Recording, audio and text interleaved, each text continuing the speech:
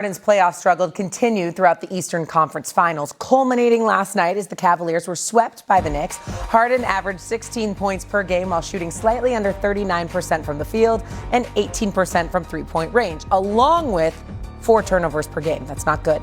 Despite the underwhelming numbers, Harden said afterward that he believed he played pretty well.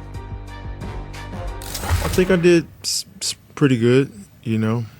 Like I don't grade myself off shot making. I think coming here was just a piece to fulfill whatever needs to be fulfilled.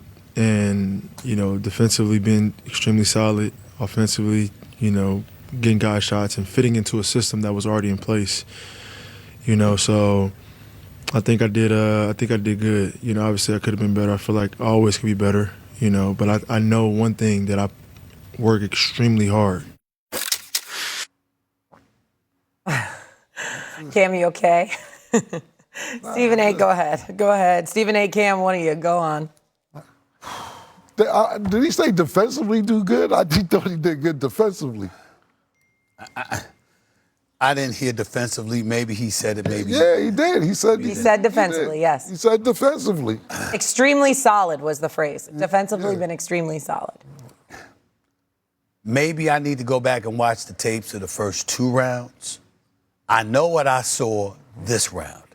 And I know that I saw him get completely destroyed by Jalen Brunson.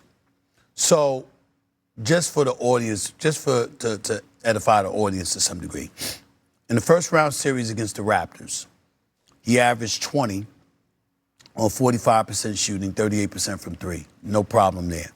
Pistons, 19.6 points, 38% shooting, 29% from 3. Conference Finals, 16 points, 39% from the field, 18% from three-point range. 8 clutch time games, 3-5 record. 35% shooting from the field, 20% shooting from three-point range, 50% shooting from the free throw line. Wow. This is James Harden in clutch time. The man has been on about 5 teams since 2021 or so. And he's won 5 playoff series in the last 5 years. He's lost 6 of them. This was his first appearance back in the NBA in the conference finals since 2018. This is one of the prolific scorers, one of the all-time great offensive players we have ever seen in NBA history. And you just get swept in the NBA finals and you say, I think I played pretty good. See, if we gonna sit up there and we're gonna get on Jaylen Brown, who won a championship 2 years ago and won an NBA Finals MVP 2 years ago, yet we're saying to him, yo, it's not the wisest thing in the world to say 24 hours after giving up a 3-1 lead and losing in the first round that this was your favorite season. We can't sit up there and let James Harden off the hook by sitting up there and talking about, you think you played pretty good when y'all just got swept. And you know good and damn well that if you did more to help Donovan Mitchell in a manner that we would expect from a James Harden, even at this age, that it would have been a better scenario for y'all. You were also on the court when y'all lost a 22-point lead in the last 7 minutes of game 1. And so you just look at it and you find yourself flabbergasted.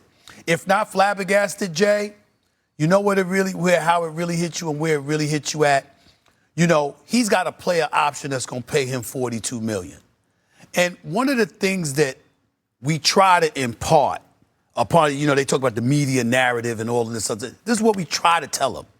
There's an audience out there that we talking to that, speaks to us. They call in the radio shows, they call in the television shows, they tweet in and all of this other stuff. Let you know where they stand and how they feel. You never want to give the impression, it's all right, that I look. If you're a fan, you want to look and you want to see that it hurts you just as more than it hurts the fan. And when you hear stuff like that, you just get the impression, oh, well, it happens. That's how it goes. And that's that. It's just not it's not a great thing for him to say. It's not the end of the world. You understand? Because it is what it is. But it doesn't make for a winning formula. I'll leave it at that. S.A., I think it was about 4 days ago, I called you, and we were having a conversation about the amount of money that people get paid, and it can give off the illusion that they don't care as much, even though you know they do care. Even though you know they do care. Even though you know they do care, right? Jeff Teague made some really interesting comments a while back ago, too, just about the monotony of the season and how you have so many games and how a lot of guys, game after game, it's like, oh, I got another game, got another opportunity. And to me, when I listen to James Harden speak, first off, that in its entire context, he did articulate that they got dominated. And he's like, oh, we got dominated, we got ran through. I hear him on what is similar to Jaylen Brown, like, and they're different scenarios. Like, I hear what they're trying to say, right? Like, if I'm taking myself away from the moment, what he's trying to say is, hey, me coming over this part of the season, trying to fit in, scheme-wise, yeah, we gave up a 22-point lead. Would have been nice for a timeout to be called. Strategies, we can talk about that too. I'm going to take a lot of the blame. I get it. That's what he's trying to say in his head, similar to what Kenny Atkinson was trying to say with the data analytics. All I'm going to say back to both those people and people in general, you have to understand moments. I sometimes think we lose the understanding of moments. And sometimes when you're a leader, just because something is true doesn't mean that the public needs to hear it. Just because you may think that you play well doesn't mean that you need to share that opinion with everybody. I mean, we all are in relationships. I get in arguments with my wife all the time. I think about, does this really behoove me to say this right now? Is this in my best interest to say this right now? I could prove that I'm right. In my brain, I know that I'm right, but what cost does that have for me in this particular moment? And I think we've seen constant situations, whether it's James Harden or Kenny Atkinson, where they, in their mind, maybe behind closed doors, they could have said that to teammates or people they trusted, but the moment hasn't called for it because they didn't understand the audience of who they're speaking to. Cameron, I want you to go next, but I just want to add to this. James Harden also said in that same press conference that he genuinely thought that the Cavs were the better team. You just want to add that in. Go ahead. Yeah, I'll go after Cam. Go ahead, Cam. I don't really got a lot to say because, to me, James Harden, y'all are wild, and you and Jay Will, they actually won analytically. And that's how he's viewing it. He did his thing analytically. So James Harden, salute to you. Even though we watched him get old, even though it wasn't, see, the thing about it was, when he says defensively, Shay, that's why I had that face. And I'm sitting there saying, it wasn't just Jalen Brunson. It looked like Mike Brown told them, whoever James Harden is guarding, attack. It didn't matter if it was Sherman, it didn't matter if it was Mikal Bridges, it didn't matter if it's Anunoby, attack. That's what it looked like. And so they just was picking on James Harden to the point where I'm like, is this James Harden that I grew up watching? Well, not necessarily, I was grown when James Harden got there, but I was like, watching him get old overnight really hurt.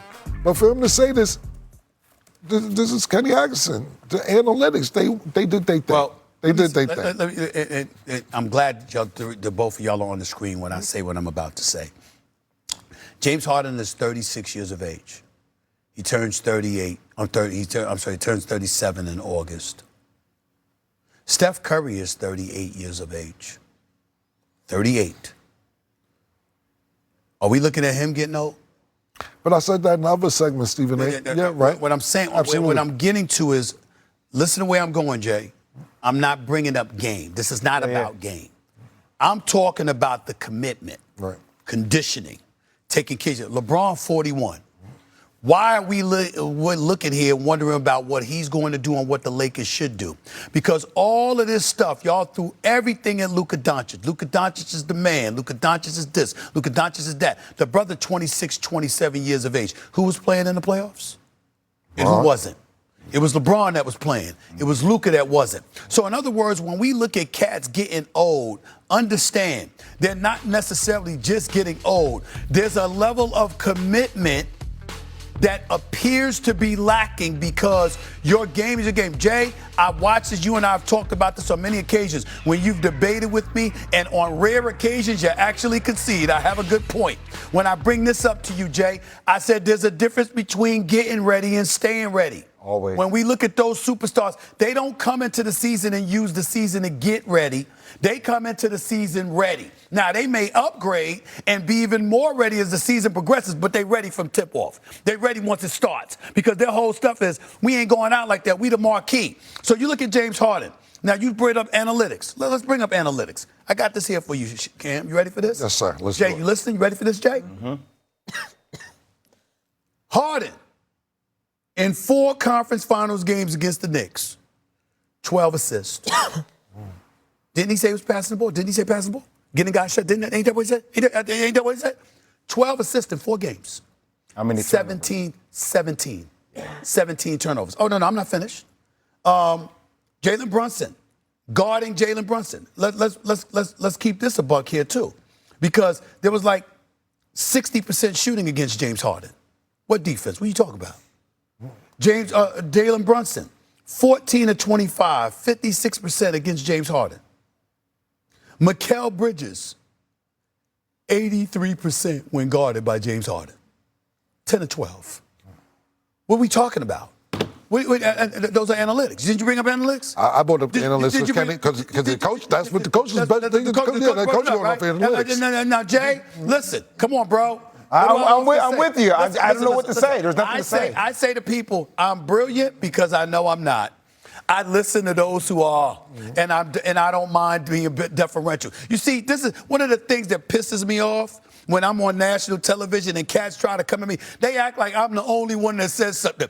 12, 15 different people said it. Hall of Famers, former players, present players, but I say it, and I'm the one.